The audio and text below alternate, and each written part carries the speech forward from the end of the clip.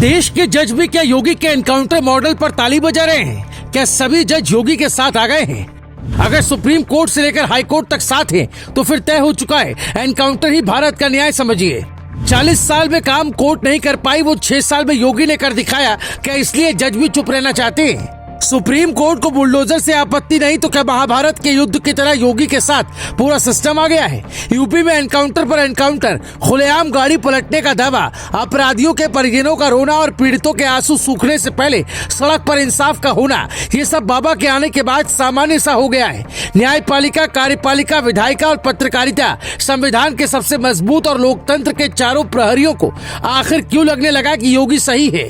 UP में अपराधियों के एनकाउंटर पर आखिरी बार सुप्रीम कोर्ट ने 2018 में जवाब मांगा था, लेकिन कोई टिप्पणी नहीं की। जब दिल्ली में बुलडोजर चला तो रोकने के लिए वकीलों से सुप्रीम कोर्ट ने कहा, देश भर के बुलडोजर को नहीं रोक सकते। क्या ये यूपी की तरफ इशारा था? यूपी में जब दंगा करने वालों के पोस्टर चौराहों पर लगे तो कोर्ट ने सख्त टिप्पणी की।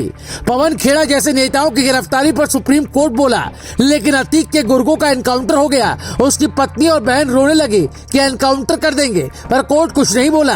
तो क्या माना जाए, सब राजी हैं। अब सवाल उठता है कि संविधान तो योगी के साथ खड़ा है, पर समाज क्या चाहता है? जनता योगी के एनकाउंटर मॉडल पर क्या सोचती है? आपके जिले का वो कौन अपराधी है जिसका नाम एनकाउंटर लिस्ट में जोड़ना चाहिए? कर्नाटक के सीएम ने खुलकर बोला था कि अपराधियों के खिलाफ योगी मॉडल अपनाएंगे। बिहार के बीजेपी विधायक ने भी इंडिगो के अधिकारी की हत्या के बाद योगी का एनकाउंटर मॉडल अपनाने की मांग की थी।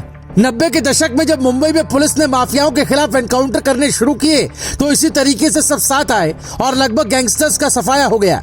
लेकिन कई बार एनकाउंटर पर सवाल भी उठे और फेक भी पाए गए। 2015 से 2019 के बीच देश में फेक एनकाउंटर की 211 शिकायतें हुई थी, जिनमें सबसे ज्यादा 57 आंध्र प्रदेश से थी। फेक एनकाउंटर की सारी शिकायतें तो नहीं, लेकिन कुछ जरूर सच साबित हुई। 1992 में पंजाब पुलिस ने एक 15 साल के बच्चे का एनकाउंटर किया था, जो जांच में फेक पाया गया और दोनों पुलिस वालों को उम्र कैद की सजा हुई।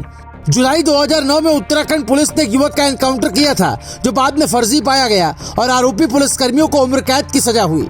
1991 का पीलीभीत सिख तीर्थयात्रियों का फेक एनकाउंटर बहुत चर्चित हुआ, जिसमें 2016 में पुलिस वालों को उम्र कैद की सजा हुई। लेकिन ये सब मामले बाबा के एनकाउंटर से क्यों अलग है?